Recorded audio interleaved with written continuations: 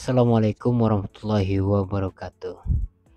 Prabowo Subianto, terlepas dari kontroversinya di dalam politik ataupun apapun yang diceritakan oleh para politikus tentang dirinya, di sini saya ingin mengajak Anda melihat dua hal positif yang bisa kita ambil dari Prabowo Subianto. Pertama yaitu dari ketangguhan dan konsistensinya. Yang kedua adalah kemampuan adaptasinya, yaitu tentu di dalam bidangnya ya, politik. Nah, dua hal ini akan saya jelaskan dan mudah-mudahan akan bermanfaat untuk kita semua. Mari kita mulai dari ketangguhan dan konsistensinya ya. Prabowo Subianto kalau kita lihat dari materi, dari segi apapun di dalam kehidupan kelayakan hidupnya dan sebagainya itu, dia serba ada dan serba memiliki. Dia adalah menantu dari Presiden Soeharto, yaitu presiden kedua, dan dia punya anak. Kemudian dia Jenderal Bintang 3 yang kemudian beberapa waktu lalu itu Jenderal Bintang 4 dinaikkan oleh sahabatnya yaitu Jokowi. Kemudian dia adalah pengusaha yang kaya raya dan punya cucu dan seterusnya. Dia hidup dengan sangat lengkap sekali.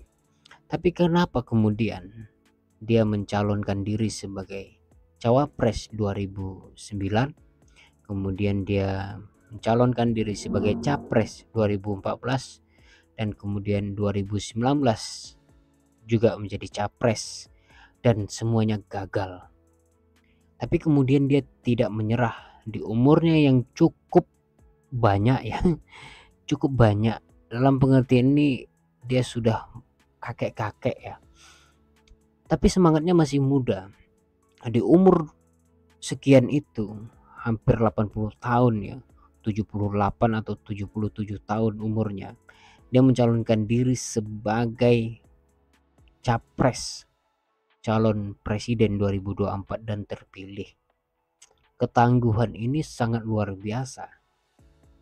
Kalau hal ini jatuh ke diri kita, pengalaman itu jatuh kepada diri kita, tentu kita belum tentu setangguh Pak Prabowo yang 3 kali gagal itu, yang beberapa kali dan mungkin setiap pemilu selalu difitnah. Saya katakan fitnah karena tidak terbukti ya. Sesuatu yang tidak ada buktinya tentu itu adalah fitnah atau dugaan sangkaan buruk tentang keterlibatannya dengan HAM dan lain sebagainya itu. Dia tetap tangguh dan tampil di depan publik dan narasinya tetap sama, yaitu bela bangsa. Ya, ada yang mengatakan bahwa narasi itulah yang kemudian membuat dirinya tangguh dan siap menghadapi apapun demi bangsa dan negara. Ya, tentu latar belakang militernya itu membantu sekali tentang ketangguhan dan siap dicaci, dimaki. Bahkan dia pernah mengatakan di tahun 2019 bahwa dirinya jika negara ini butuh tumbal, maka dia siap menjadi tumbal untuk negara ini. Itu sangat luar biasa, motivasi itu sangat luar biasa. Yang kedua yang bisa kita ambil adalah kemampuan beradaptasi. Ya, Pak Prabowo Subianto membatalkan suatu teori yang menyebutkan bahwa orang tua atau orang yang sudah berumur mungkin 40 tahun ke atas, 50 tahun ke atas, dan Pak Prabowo itu 60 tahun ke atas dan 70 tahun ke atas umurnya gitu. Tapi ternyata masih mampu melakukan adaptasi. Dalam hal apa? Dalam hal ini adalah orientasi politik.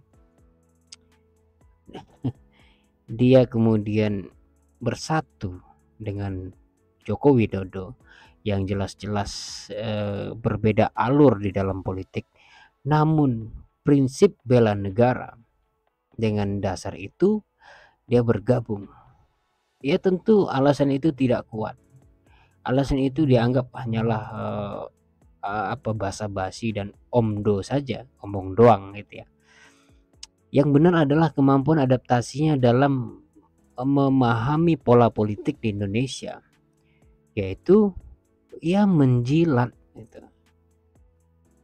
Bagian dari menjilat, tapi kemudian dia menunjukkan hal yang terbaik yang kemudian dicintai oleh Pak Jokowi, dan Pak Jokowi siap meninggalkan partainya demi Pak Prabowo, siap mempertaruhkan dirinya dan keluarganya untuk Pak Prabowo, kemudian membantu Pak Prabowo di dalam kampanye, dan dia berhasil di dalam politiknya, dan sekarang adalah hasilnya dia menjadi presiden.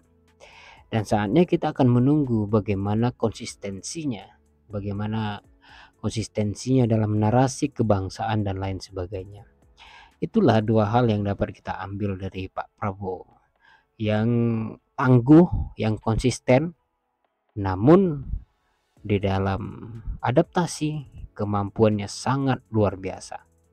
Meskipun tergolong tua, teori tentang orang tua yang tidak mampu beradaptasi itu digagalkan oleh Prabowo Subianto.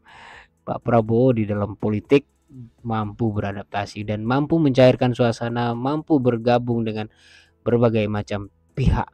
Dan itulah sebenarnya hakikat dari demokrasi, yaitu kemajmukan. Perbedaan-perbedaan itu menjadi satu, yaitu bersatu dalam tujuan. Oke, terima kasih atas perhatiannya. Wassalamualaikum warahmatullahi wabarakatuh.